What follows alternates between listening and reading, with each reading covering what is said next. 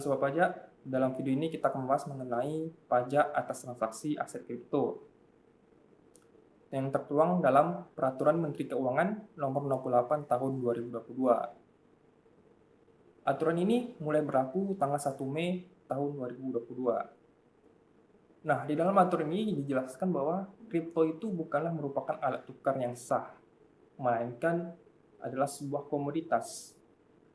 Maka dari itu, kripto ini di bawah pengawasan dari Bapeti, bukan OJK.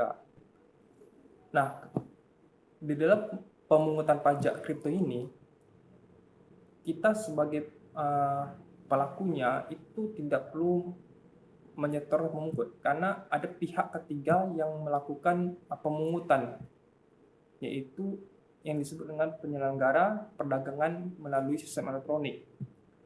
Nah, pihak inilah yang akan melakukan pemungutan dan penyetoran atas transaksi aset kripto yang soal pajak jalani.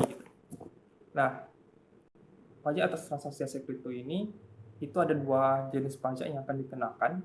Yang pertama itu ada pajak ketika kita membeli, yaitu pajak pertama nilai atau PPN.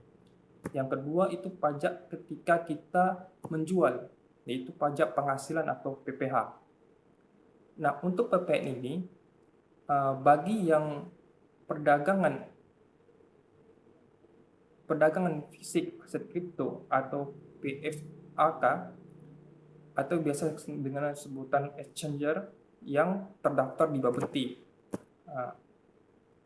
Ini biasanya dikenakan tarif yang lebih rendah, yaitu 0,11% dikali nilai transaksi aset kripto. Nah, untuk PPH-nya di dalam aturan ini dikenakan jenis PPH final pasal 22, yaitu dikenakan 0,1% atas dikalikan dengan nilai transaksi kripto. Nah, bagaimana yang non perdagangan fisik aset kripto atau non PFAK? Maka ini tarifnya akan lebih tinggi lagi, yaitu untuk PPN-nya akan dikenakan pajak 0,22%, dan untuk PPH pasal 22-nya akan dikenakan 0,2% dikali nilai atas transaksi aset kripto. Nah, bagaimana jika sebuah pajak melakukan pembelian dan melakukan penjualan aset kripto, maka totalnya misalnya PPN tadi 0,11%, PPH-nya 0,1%, maka total pajak yang harus Bapak pajak keluarkan itu 0,21%. Nah, pajak ini ketika kita membeli atau menjual, itu kan pasti akan dipungut.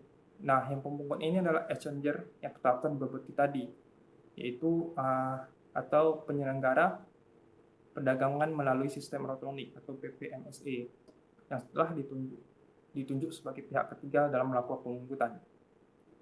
Nah, di dalam pemungutan ini nantinya PPMSE itu wajib melaporkan setiap tanggal 15 bulan berikutnya setelah masa pajak berakhir, dan wajib dilaporkan paling lambat yaitu tanggal 20 bulan berikutnya setelah masa pajak berakhir. Nah, itulah video kita mengenai pajak atas transaksi aset kripto, di mana sebuah pajak untuk mengetahui lebih dalam lagi mengenai isi aturan ini dapat dibaca di Peraturan Menteri Keuangan Nomor 68 Tahun 2022. Dan terima kasih yang telah menonton video ini. Jangan lupa untuk di-like dan di-subscribe, dan sampai jumpa di video-video kita berikutnya. Terima kasih dan sampai jumpa.